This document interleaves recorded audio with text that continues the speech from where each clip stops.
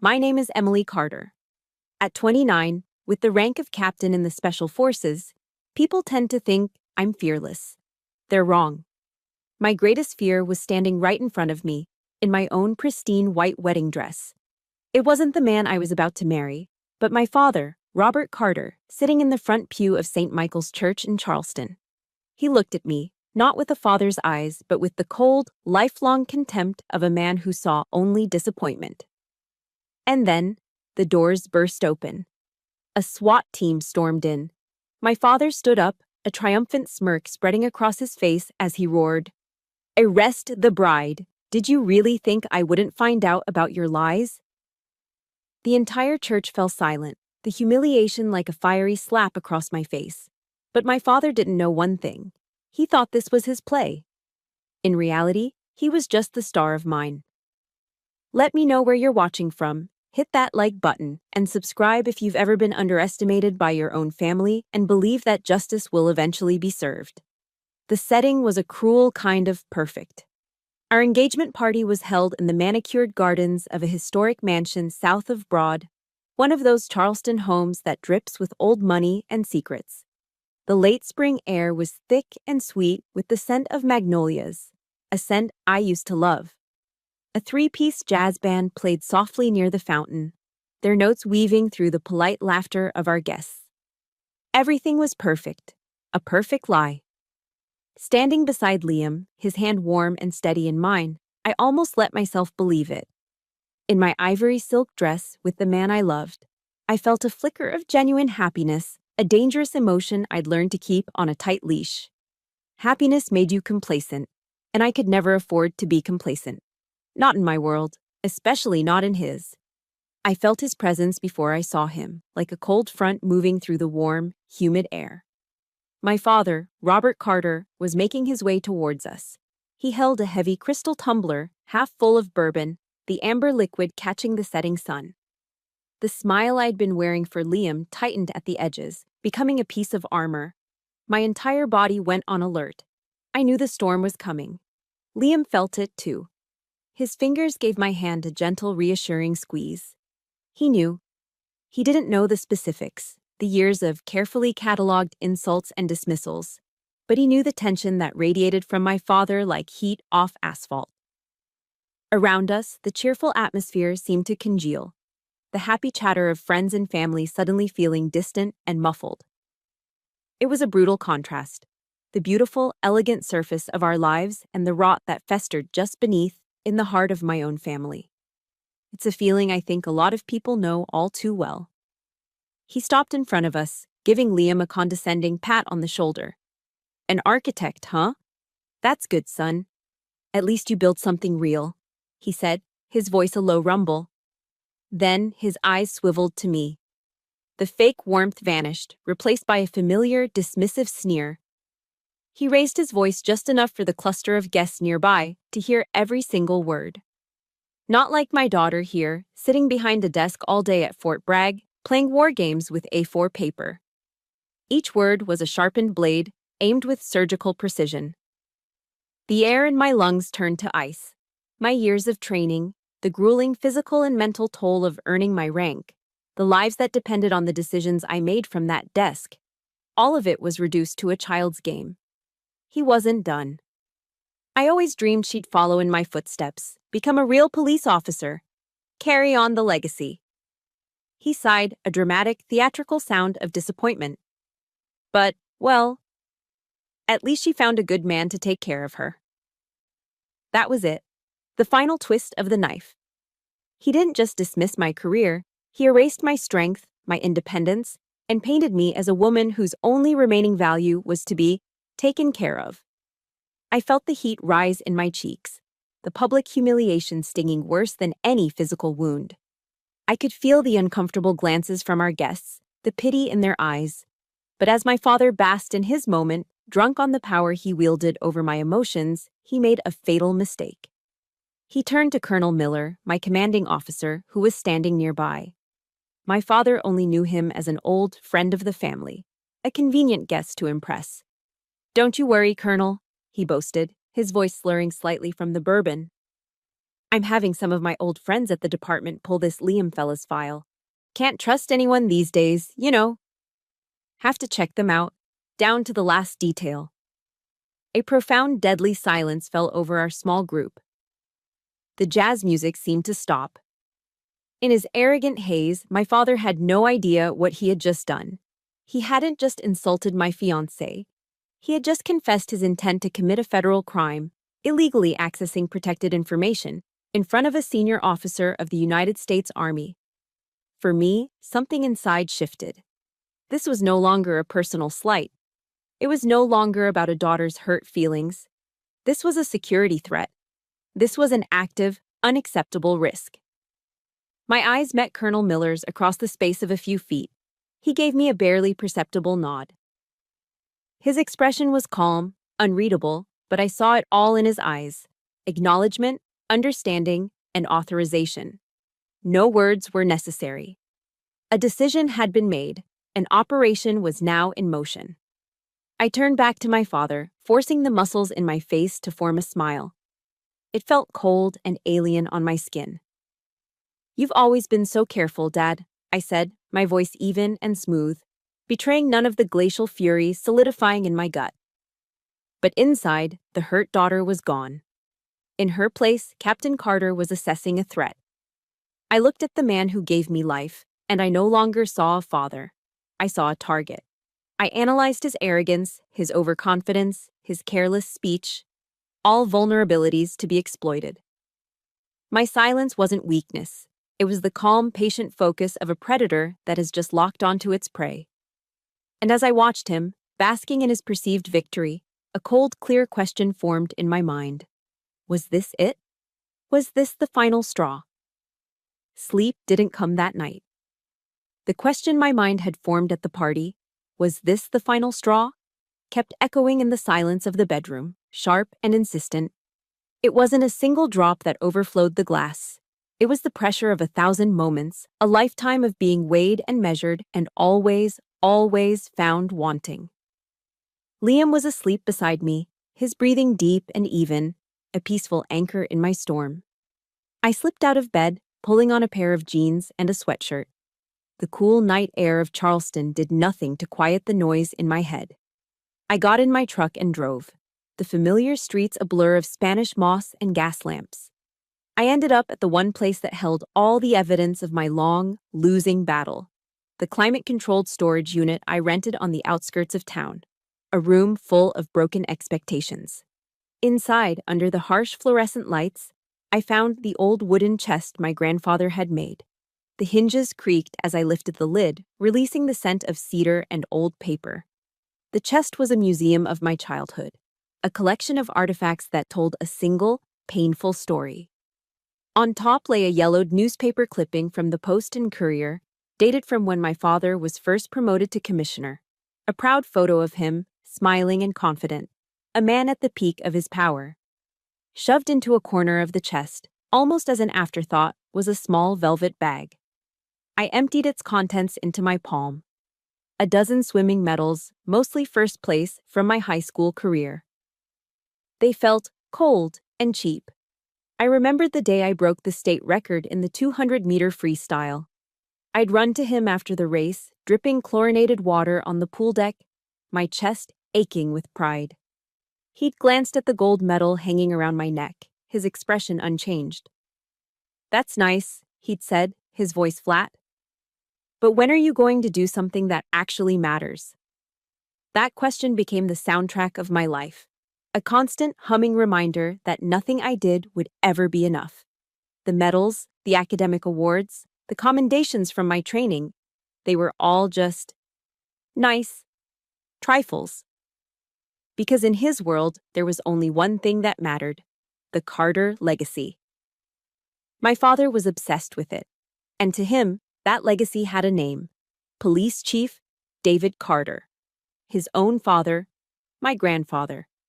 A World War II hero from the Battle of the Bulge, a man who came home and built a reputation for integrity that was legendary in Charleston. Robert worshipped his memory, but he'd twisted it into a weapon. "Your grandfather would be so disappointed to see you now," he would say, his voice thick with judgment, whenever my path diverged from the one he'd laid out.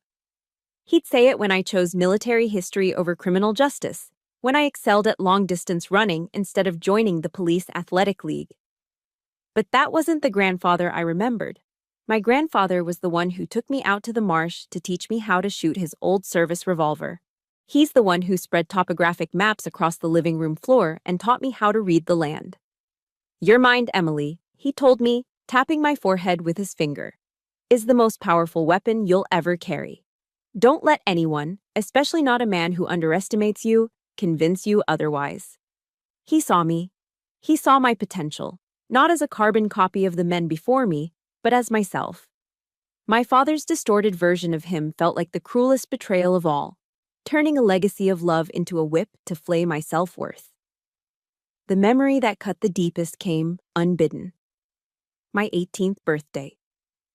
I had just been accepted to West Point. I knew he wouldn't be happy, but I held on to a sliver of hope that he'd see the honor in it, the service. I told him the news at the dinner table.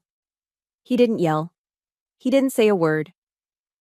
He just quietly stood up, placed his napkin on the table, walked into his study, and shut the door with a soft, final click.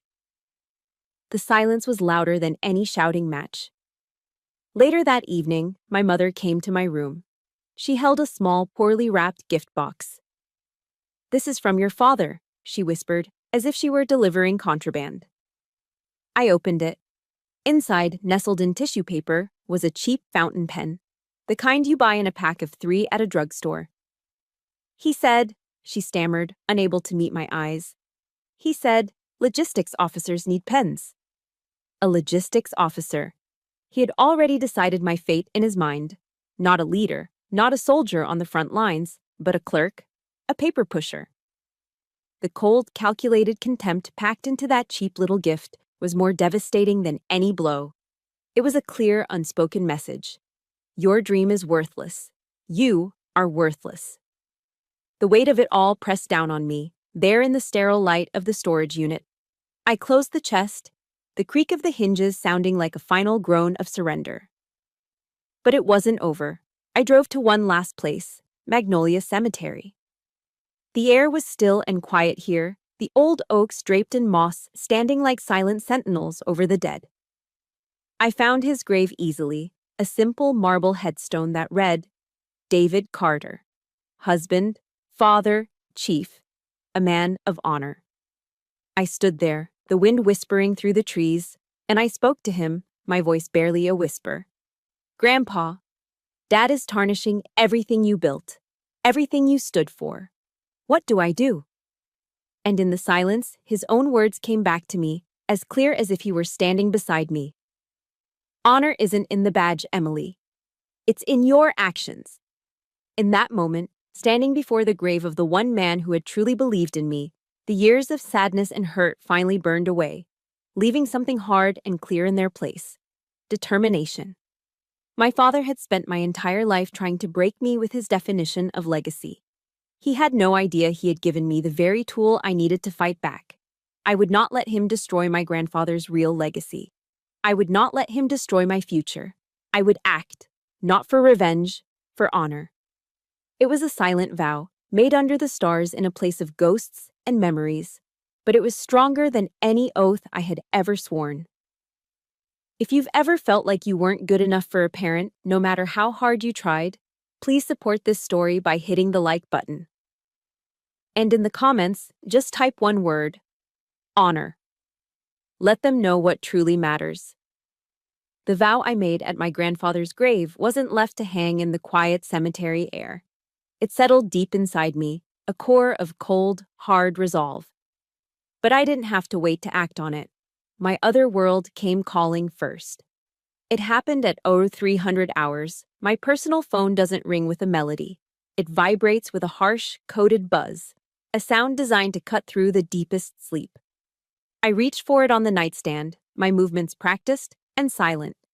The screen glowed with a single word: Olympus.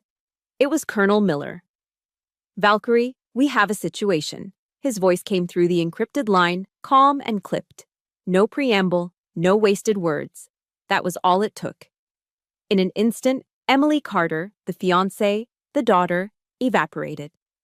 I slid out from under the warm covers, careful not to wake Liam. He mumbled something in his sleep and rolled over, completely unaware. I moved through the darkness of our bedroom like a ghost, my feet finding their way without a sound. I pulled on my tactical gear, the familiar feel of the ripstop fabric and the solid weight of the equipment, a strange kind of comfort. Before I left, I paused by the bed.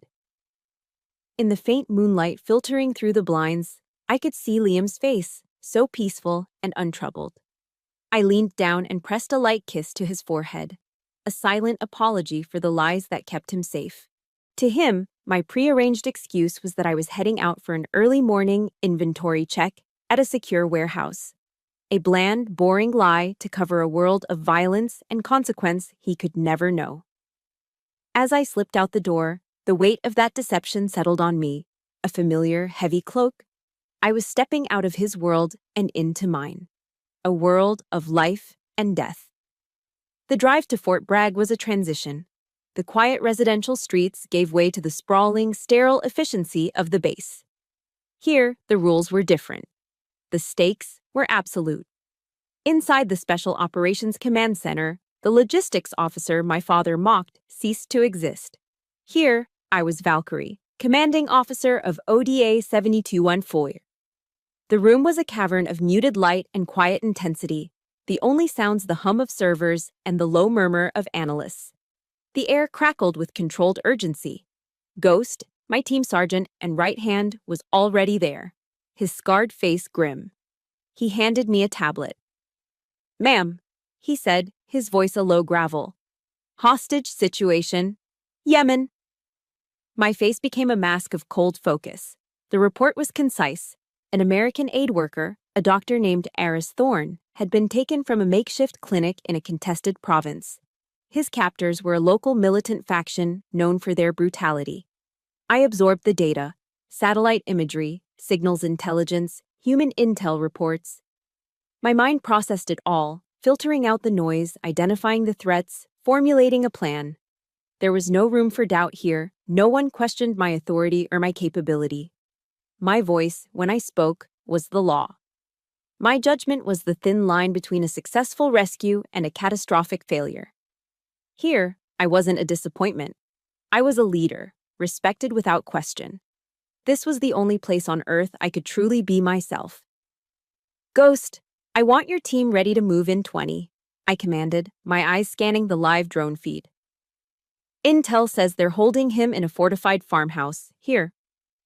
I pointed to a spot on the digital map. "We go in silent, under cover of darkness. Standard operating procedure." For the next 12 hours, I didn't move from my chair.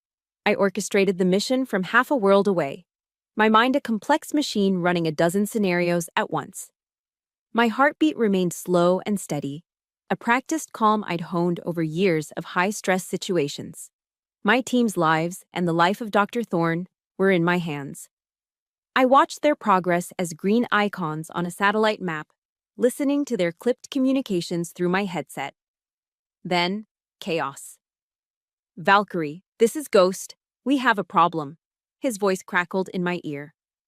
"The target is not at the primary location. I repeat, the asset has been moved." My blood ran cold. The intel was wrong.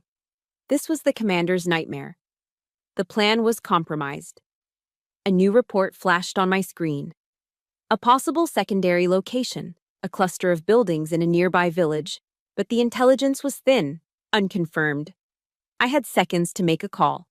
Abort the mission, and Dr. Thorne was likely a dead man. Change the plan on the fly, and I was sending my men into a potential trap, risking all their lives on a guess. The crushing loneliness of command settled on my shoulders. In that moment, there was no one to turn to, no one to share the burden. The decision was mine alone. I thought of my grandfather's words. Sometimes the right thing to do is the hardest thing to do. I took a breath. "Ghost, proceed to secondary location," I said, my voice steady, betraying none of the turmoil inside me.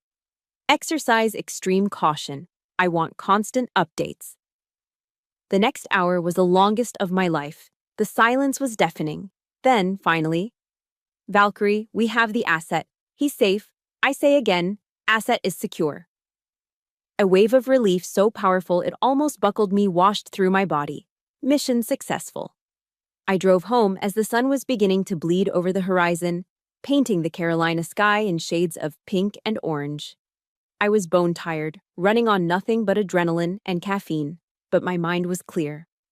I stripped off my gear in the garage, hiding my sidearm and noticing the small dark bruises already forming on my arms from leaning against the console for hours. When I walked into the kitchen, Liam was there, making coffee. The familiar, comforting smell filled the air. He turned and gave me his warm, easy smile. "Rough night, honey?" he asked, his eyes full of sincere concern. "The usual," I replied, the lie tasting like ash in my mouth. "Just paperwork." He wrapped his arms around me, and I leaned into him, closing my eyes. I had just commanded a team of elite soldiers, made a life-or-death decision, and saved a man's life from thousands of miles away. But I could never share that victory, that terror, that truth, with the man I loved more than anything. This was the price of my two worlds, the cost of being Valkyrie. For the first time in a long time, I wasn't alone in my fight. The silent decision made at the engagement party now needed a voice, a plan. The next morning, I found myself standing outside Colonel Miller's office. His office wasn't like the sterile, uniform spaces of most military commanders. It felt more like a historian's study, a sanctuary. The walls were covered with antique maps of forgotten battlefields. Sunlight streamed through the large window, illuminating the worn leather of the chairs and a simple wooden plaque on the wall. It held a quote from Theodore Roosevelt. "Far better it is to dare mighty things, to win glorious triumphs, even though checkered by failure." It was a room where history was respected and difficult decisions were made. He was waiting for me. Two thick ceramic mugs of black coffee, strong enough to strip paint, sat on his desk. There was no small talk. He just gestured to the chair opposite him. "Talk to me, Valkyrie," he said, his voice calm and even. I laid it out for him. Not as a wounded daughter seeking sympathy, but as a senior officer reporting a credible threat. I was clinical, precise, removing all emotion from my voice. I detailed my father's actions at the party, his stated intent to illegally access a federal database, and the potential security risk he posed. Robert Carter's actions compromise my operational security and, by extension, that of other assets, I concluded, my tone level. He has become a liability that needs to be neutralized. Colonel Miller listened without interruption, his hands steepled under his chin. He looked at me, his gaze direct and unwavering. There was no pity in his eyes, no condescension. There was only respect. The kind of respect my father had denied me my entire life. "I've seen men like your father before, Emily," he said, the use of my first name feeling like a deliberate gesture of support.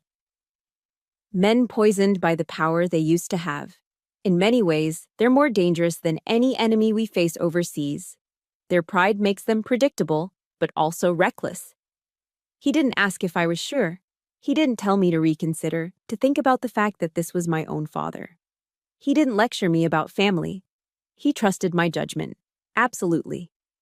He leaned forward, his expression hardening with purpose. "What do you need from me?" That simple question hit me with the force of a physical blow. It was more valuable than 1,000 words of encouragement. It wasn't just an offer of help, it was a blank check of trust, a confirmation of my authority, a validation of everything I had fought to become.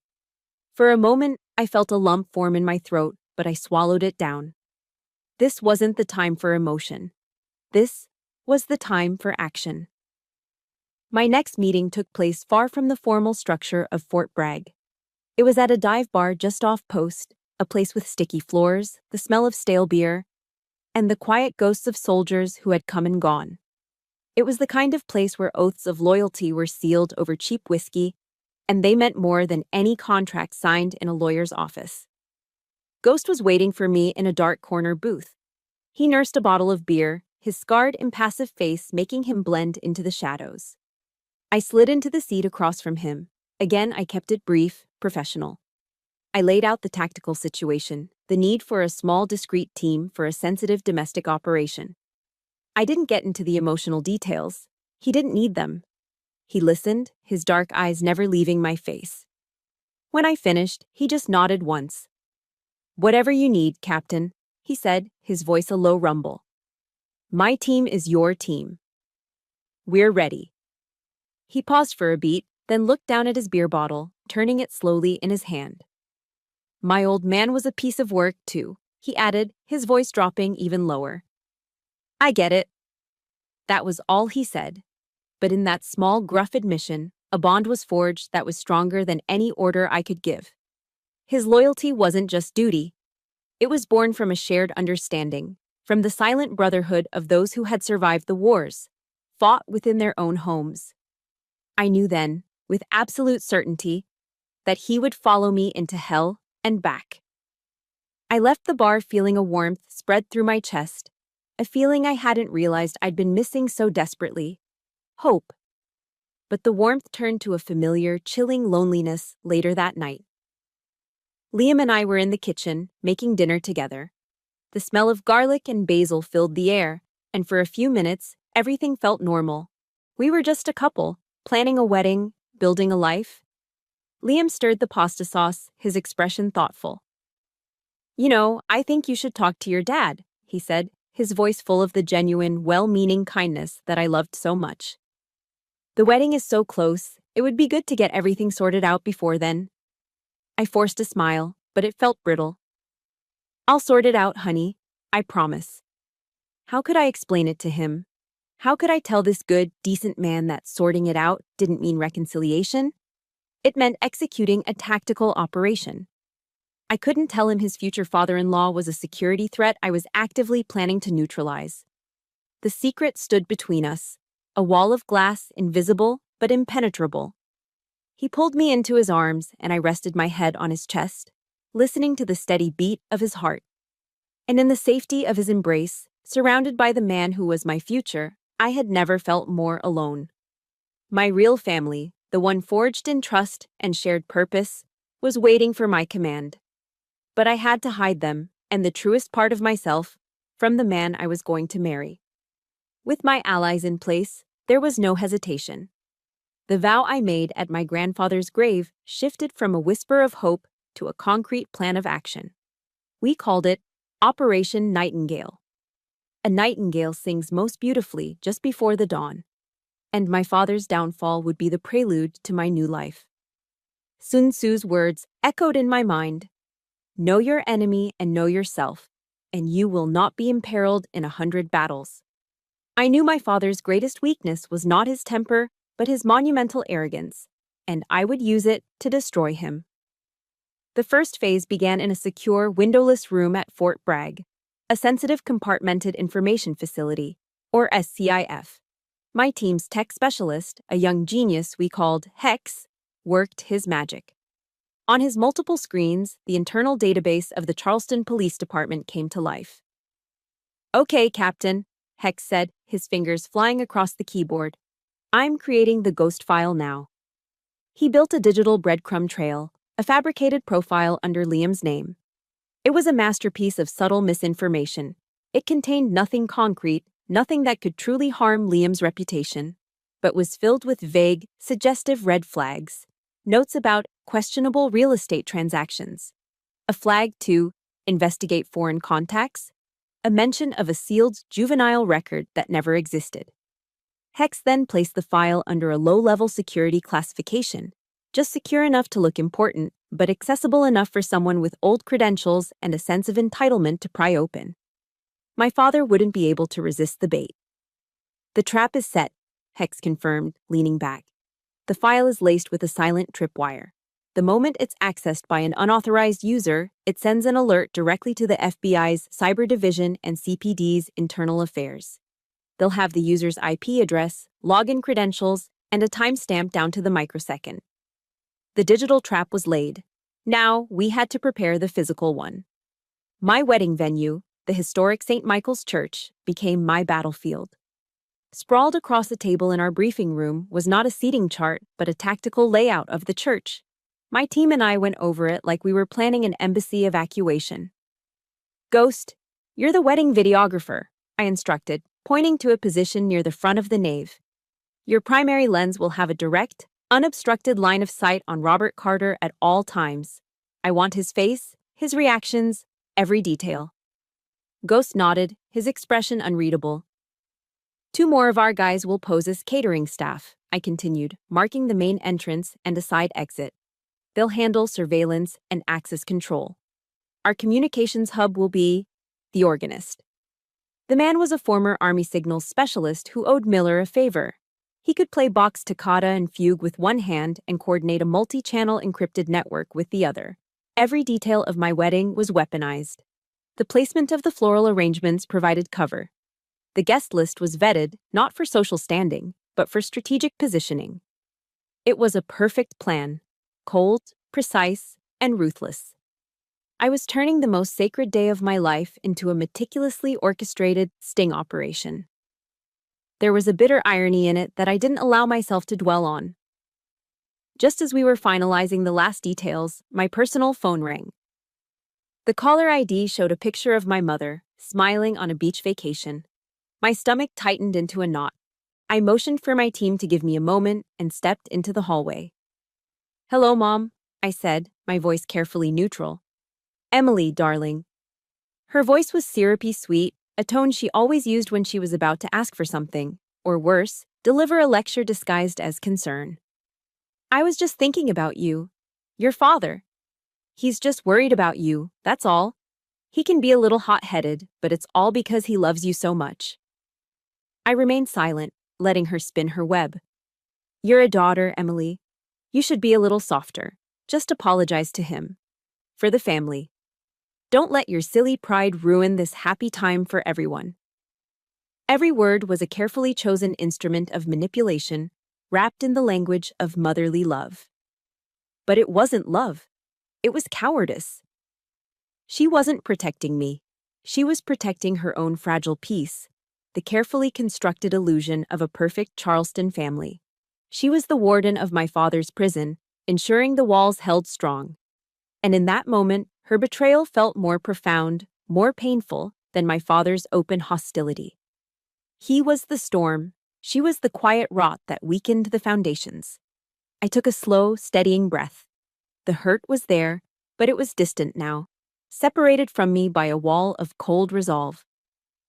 "Mom," I said, and I was surprised by how calm my voice was, how devoid of the old tremor of a daughter desperate for approval. "I will not apologize for being the person I am. I hope you and Dad will be there to witness me start my new life." I put a slight, deliberate emphasis on the word witness. It wasn't an invitation, it was a warning. A stunned silence met me from the other end of the line. Before she could recover, I ended the call.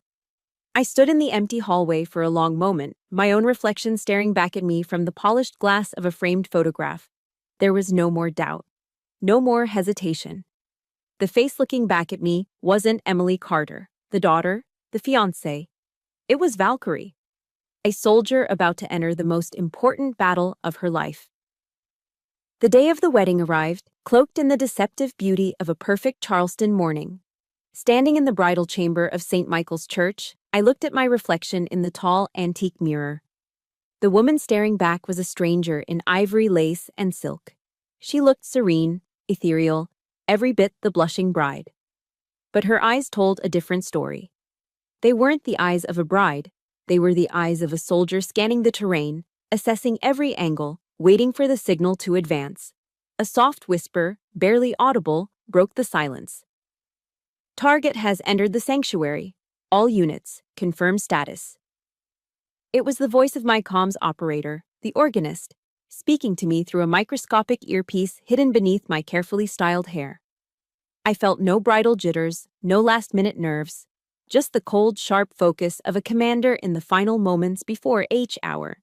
This wasn't a wedding. It was an ambush.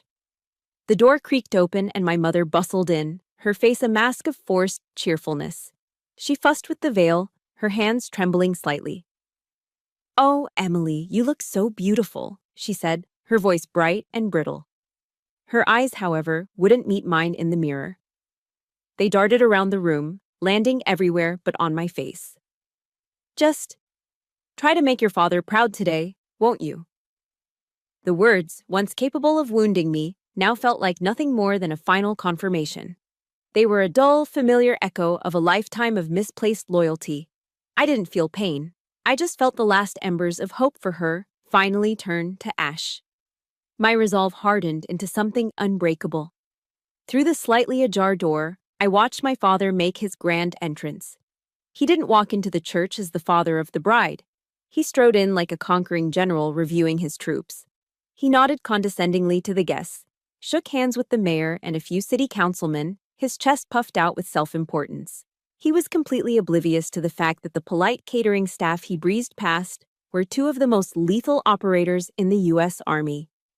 His gaze swept over the videographer in the front, Ghost, and dismissed him with a contemptuous glance.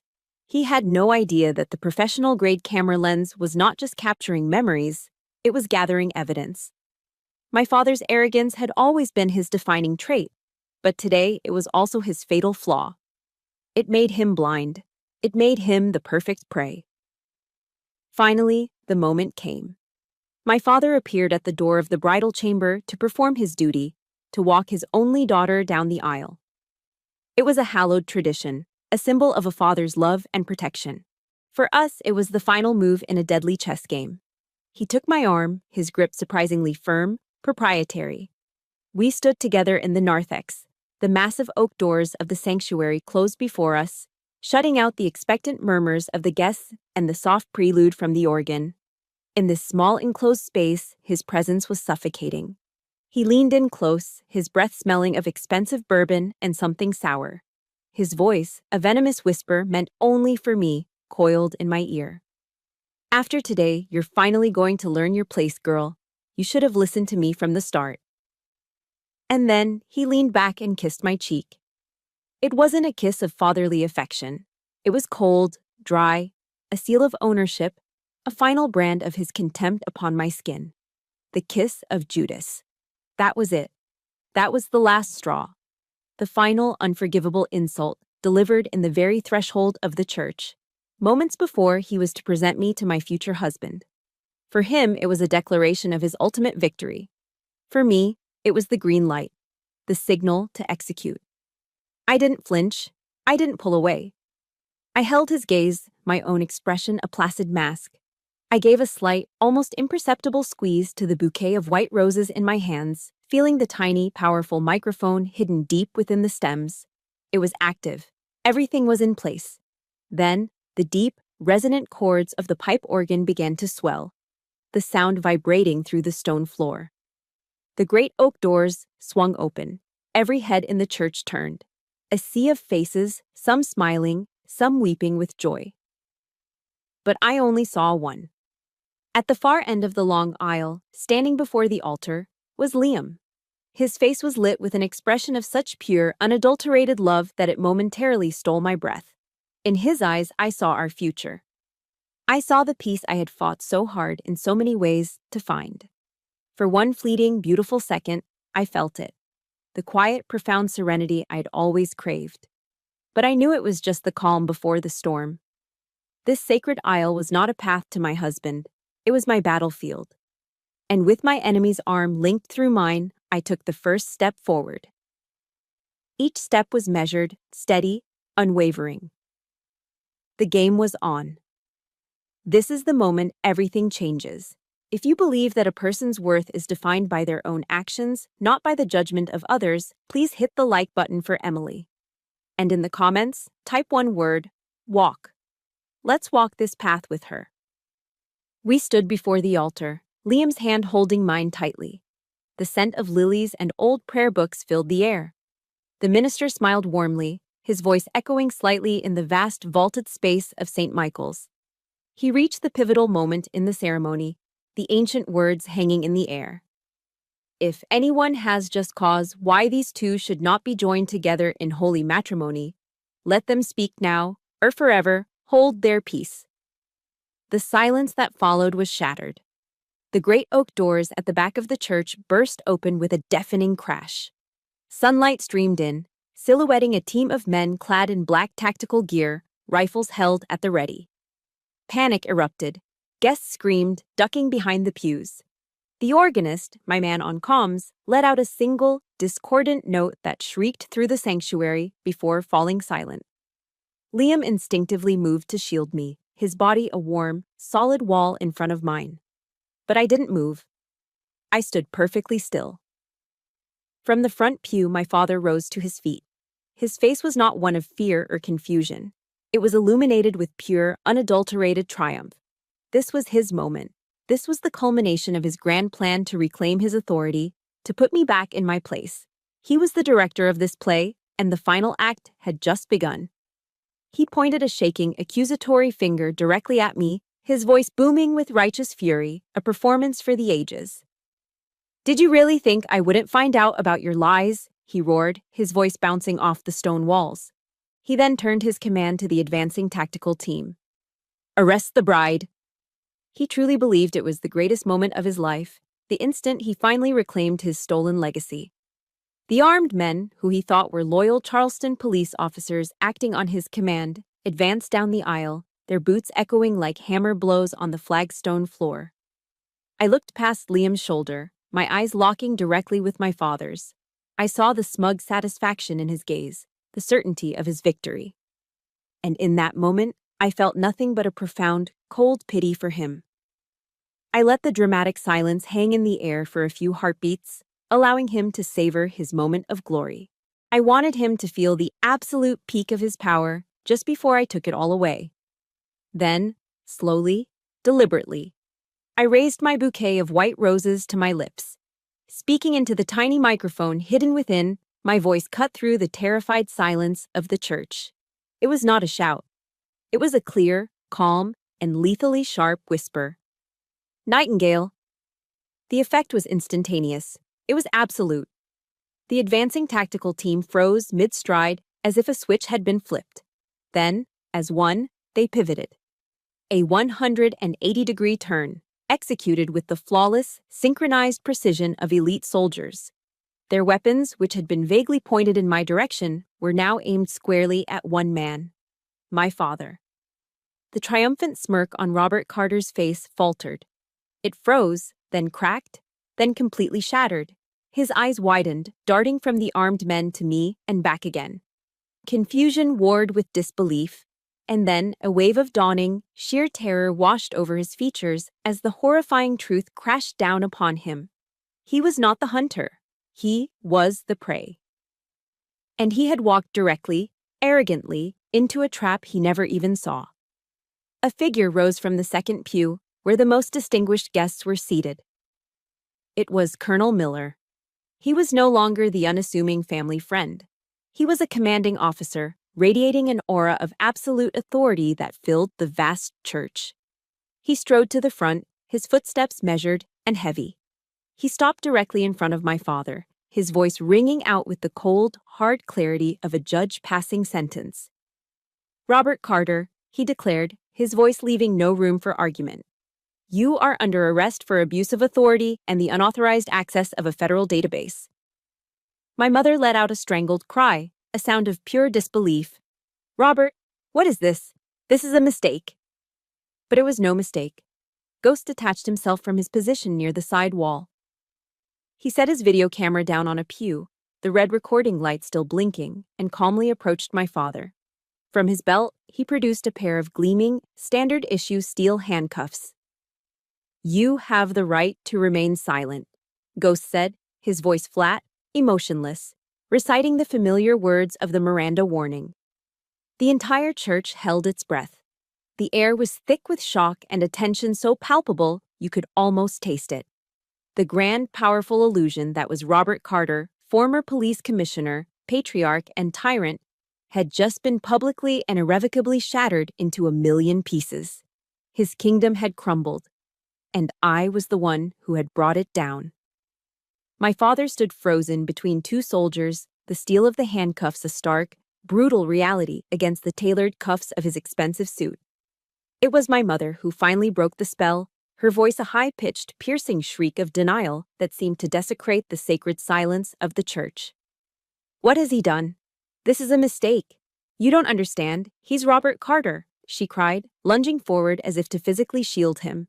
her words grasping for an authority his name no longer held. The soldiers flanking him didn't even flinch.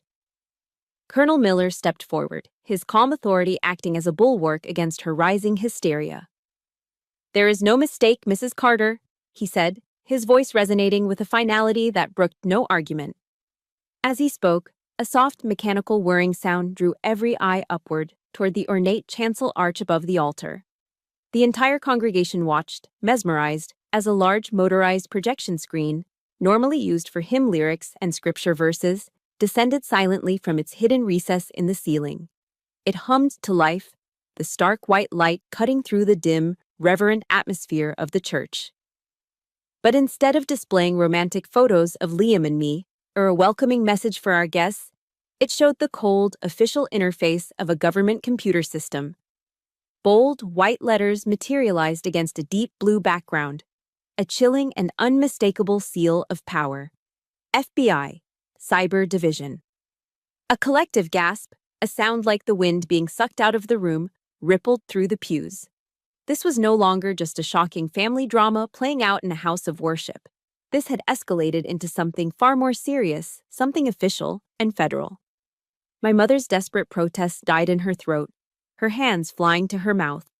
The screen in front of us transitioned, displaying a digital log file.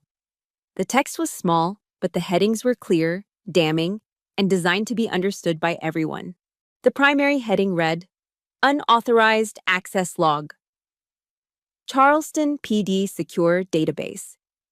Colonel Miller's voice, amplified slightly by the church's acoustics, narrated the evidence as it appeared on screen, his tone as dispassionate as if he were reading a field report. On May 17th, at precisely 11:42 p.m., a remote login was initiated using the credentials of a retired police officer, one Michael Jennings. The name of one of my father's oldest and most loyal cronies hung in the air, next to a timestamp that corresponded directly with the night of our engagement party. Beside it, the name of the file that was accessed, highlighted in red, Thompson, Liam R. Pending investigation. The ghost file, the bait, the trap. The user then accessed a flagged file containing sensitive, albeit fabricated, information. Miller continued, his voice a steady, relentless drumbeat of facts. This action immediately triggered a silent alert to our cybercrimes unit in Quantico, as well as the CPD's Internal Affairs Division. My father, finally finding his voice, began to bluster. His face, already flushed with anger, deepened to a dangerous, apoplectic shade of crimson. This is fabricated nonsense. It's entrapment. That's not my login. You can't prove a thing." "We are aware that is not your login, Mr. Carter," Miller said calmly, his gaze unblinking. "The case against Officer Jennings will be handled separately. We are, however, interested in the phone call that prompted his illegal search. Please direct your attention back to the screen." And then, the audio icon on the screen pulsed. A sound file began to play. The church's state-of-the-art speakers, designed to carry a pastor's gentle sermon and the angelic notes of the choir, now broadcast my father's voice. It was raw, unfiltered, and saturated with the casual, arrogant authority he was so used to wielding. "I don't care how you do it, Mike," his voice boomed through the sanctuary, unmistakable and utterly damning. "Just get me something on the kid. Anything. I want to know everything about him before he marries my daughter." There was a pause, and then a low, conspiratorial chuckle. "Let's just say I want to be prepared for my wedding toast." A wave of shocked murmurs and sharp intakes of breath swept through the church. The evidence was absolute, irrefutable. The crime, the conspiracy to commit it, and the petty, vindictive motive, all laid bare for every one of his friends, colleagues, and family members to hear. There was nowhere left for him to hide. Ghost, who had retrieved his camera, was no longer filming the wide shot of the chaotic scene. The lens was now zoomed in, a tight, merciless close-up on my father's face. In that moment, the entire church, every guest, every person he had ever lorded his power over, witnessed the complete and utter implosion of Robert Carter. I watched him, my perspective shifting from that of a participant to a clinical observer. I saw the initial blustering rage on his face curdle into slack-jawed confusion. I I saw that confusion morph into a dawning, horrifying recognition as he heard his own voice, his own words, condemning him beyond any hope of denial. His eyes darted frantically from the screen to Colonel Miller, then to me. And in them, I saw the final, devastating realization. He didn't just see the evidence against him, he saw the architect behind it all. He saw the entire brilliant, ruthless campaign orchestrated by the very daughter he had dismissed as a worthless, paper-pushing clerk. He seemed to physically shrink inside his expensive suit. The powerful, imposing figure of the former commissioner, the proud patriarch of the Carter family, vanished. He was replaced by a pathetic, cornered old man, exposed not as a fallen hero, but as a common criminal caught in his own petty web of deceit. He looked small. He looked defeated. The soldiers began to lead him away. As they passed the front pew where I stood with Liam, he stopped, his body rigid. He turned his head and locked his eyes on me. They burned with a toxic, impotent mixture of pure hatred and utter disbelief. He was searching my face for something. Triumph, tears, a daughter's gloating victory. He found none of it. I simply looked back at him, my expression a carefully constructed blank. My heart wasn't pounding with glee. It was still. The war was over. The objective had been achieved. There was nothing left to feel but the vast empty space where a father's love should have been. He opened his mouth, a guttural sound forming in his throat, but no words came out. The soldiers gently but firmly pulled him along, escorting him down the long aisle he had so arrogantly strode down just minutes before. My mother, her face a mess of tears and mascara, stumbled after them. The great oak doors of the church swung shut behind them, the sound echoing with a heavy, profound finality. And then there was silence. Not the shocked, panicked silence from before. This was a different kind of quiet. It was the deep, unshakable silence that comes only after the truth, in all its brutal and cleansing clarity, has finally been revealed. The heavy silence that fell after my father was escorted out was a vacuum, pulling all the air and sound from the historic church. The guests sat frozen in their pews, a sea of shocked faces. The minister looked utterly lost, his Bible held limply in his hands. It was a moment suspended in time, the aftermath of a detonation. Then Colonel Miller, who had returned to his seat, broke the spell. He stood up, and in the profound quiet, his voice was a clear, steady beacon. He turned to the bewildered minister. "Apologies for the interruption, Pastor. Please, continue with the ceremony." His words were an order, a return to normalcy, a declaration that the darkness had passed and the light was being reclaimed. A collective sigh of relief seemed to whisper through the sanctuary. Liam's hand, which had never left mine, tightened its grip. He turned to me, and I braced myself for the questions, the confusion, the shock. Instead, his eyes were clear. There was no doubt in them, no fear, only a look of profound awe and a love so deep it anchored me. "I always knew you were special," he whispered, his voice thick with emotion. "I just never imagined how much." And for the first time that day, a genuine smile touched my lips. It felt like a sunrise after a long, dark night. I felt a wave of lightness, of relief, so pure it was dizzying. I looked over my shoulder. My team, Ghost, Hex, and the others, had removed their tactical helmets and balaclavas. They now stood respectfully along the side aisle, no longer an assault team, but a silent, formidable honor guard. My honor guard. Surrounded by these men, my true brothers in arms, with the love of my life beside me, I turned back to the minister. We exchanged our vows. The ancient words of love, honor, and fidelity took on a new, more powerful meaning. We were not just promising our futures to each other. We were consecrating a new beginning, forged in truth and defended by a family of warriors. The wedding reception was held at a beautiful historic rice mill overlooking the Ashley River. The storm had passed, but the aftershocks were still to come. I knew a final confrontation was inevitable. I found my mother near the veranda, staring out at the water, a champagne flute untouched in her hand. She looked smaller, older. When she saw me, her face crumpled and the accusations began.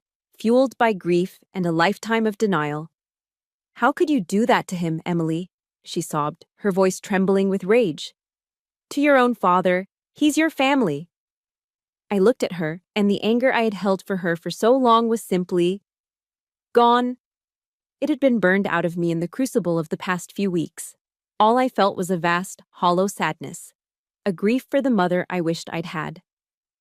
"I gave Dad 29 years of chances to be my father, Mom," I said, my voice quiet but firm. 29 years, but he chose to be my enemy. And when the time came to choose, you chose to stand with him. The truth of it hung in the air between us, stark and undeniable. I reached out and gently placed a hand on her shoulder. Her skin felt fragile.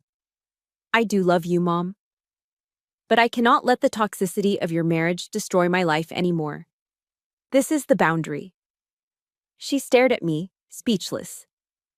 For the first time, she wasn't looking at the disappointing daughter, the difficult child. She was seeing a woman she didn't recognize, a woman who had built a wall of self-respect so high and so strong that she could never breach it again. She finally understood. The daughter she thought was weak had become the one with all the power. Later, as the sun began to set, casting a golden glow over the water, Colonel Miller found me. He raised his glass of whiskey to mine. "I'm proud of you, Major," he said, the words slipping out so naturally that it took me a second to register it. He'd just revealed my upcoming classified promotion. He smiled. "Not just for the flawless execution of the operation today, but for your integrity, for your courage." He looked at me then, not as my commanding officer, but with the warm, genuine pride of a father. "The Carter legacy isn't what your father leaves behind, Emily. It's what you are building right now." His words were the validation I had stopped searching for years ago, but that my heart still desperately needed. They were a balm on a wound that had been open since childhood, finally allowing it to heal. The rest of the evening passed in a warm, happy blur. When it came time for dinner, the head table was a picture of my new reality. The seats traditionally reserved for the parents of the bride were not empty. They were filled. To my left and right, beside Liam and me, sat Colonel Miller, Ghost, Hex, and the rest of my ODA team. The usual stilted wedding conversations were replaced by laughter and camaraderie. They told sanitized stories of missions, of shared hardships in faraway places, their words weaving a tapestry of trust and mutual respect. There were no backhanded compliments, no subtle digs, no suffocating judgment. There was only the easy, unconditional acceptance of my chosen family. I looked around the table at these men, these quiet warriors who had stood with me, who had trusted me with their lives, and today, with my own. I looked at my husband, whose love had been a steady light in my darkest moments. And I realized with a sense of peace so profound it almost made me weep, that I was finally home. Family isn't always about the blood you share. Sometimes it's about the people you bleed with in the trenches. 6 months after the wedding that became a reckoning, I stood on a stage under the hallowed gray arches of West Point. I was no longer Captain Carter, I was Major Carter. And I was addressing a lecture hall filled with young cadets, the future leaders of the U.S. Army. Their faces were a sea of disciplined focus and youthful ambition, reminding me of a version of myself I'd almost forgotten. I was there as a guest lecturer on the topic of ethics in command. And for the first time, I told my story. Not the whole, messy, personal story of a father and a daughter, but the part that mattered, the part that had become my truth. I spoke about honor not as an abstract concept, but as a series of difficult choices. I spoke about integrity and how true loyalty is not to an individual, but to the principles of justice we swear an oath to defend. I told them that the most dangerous enemy they might ever face could be a compromised superior, and that their duty would be to the law, not to the man. My two worlds, the secret life of Valkyrie and the public life of Emily Carter, had finally merged. There were no more lies, no more hidden parts of myself. In the back of the lecture hall, leaning against the far wall, was Liam. He wasn't just my husband, he was my partner, my confidant who now knew everything. He watched me with a quiet pride that was my constant source of strength. I was a soldier, a wife, a leader. I was, finally, completely whole. The fallout from my father's arrest had been significant. Operation Nightingale hadn't just exposed one man's crime, it had pulled a thread that unraveled a wide-ranging web of corruption within the Charleston Police Department. My father's case led to a sweeping federal investigation, resulting in a dozen more arrests, several forced retirements, and a complete overhaul of the department's leadership.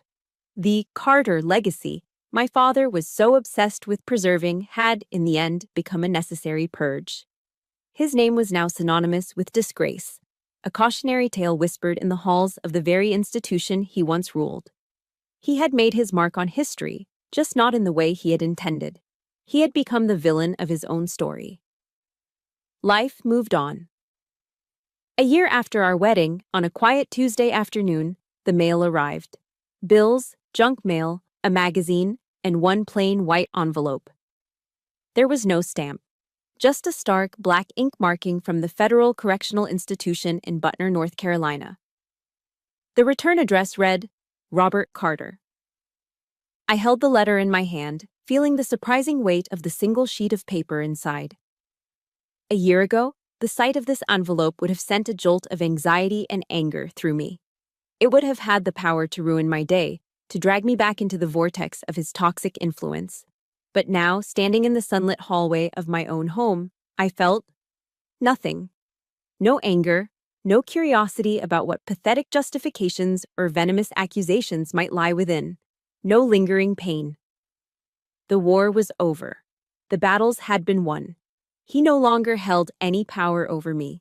His words were just ink on paper, the meaningless ramblings of a ghost from a life that was no longer mine.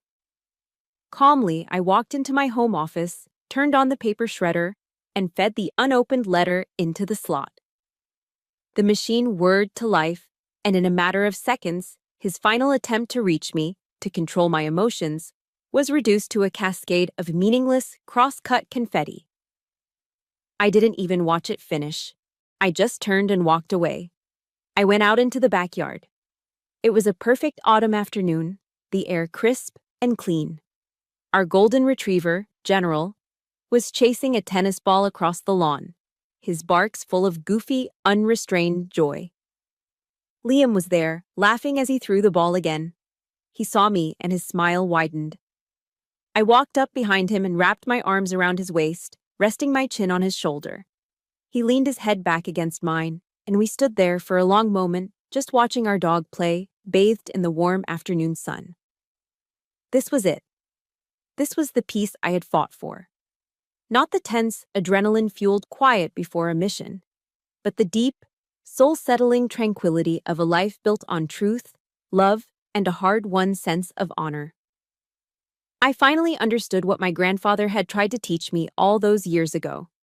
A true legacy isn't a name carved on a building or a rank pinned to a uniform. It's not something you inherit. A true legacy is the piece you build for yourself, brick by brick, choice by choice. It's the quiet dawn you create with your own two hands. And that is my story. The journey wasn't easy, but the peace I found on the other side was worth every battle. I share this because I know I'm not alone. So many of you have fought your own wars in the places that were supposed to be your sanctuary, and my heart is with you. If you take anything from my experience, let it be this. You are the author of your own legacy. Your honor is defined by your actions, and your peace is the most sacred ground you can ever claim. If my story moved you, please support our channel by liking and subscribing. And in the comments, I'd be honored if you would share one word: legacy. Let's remind each other what we are all building.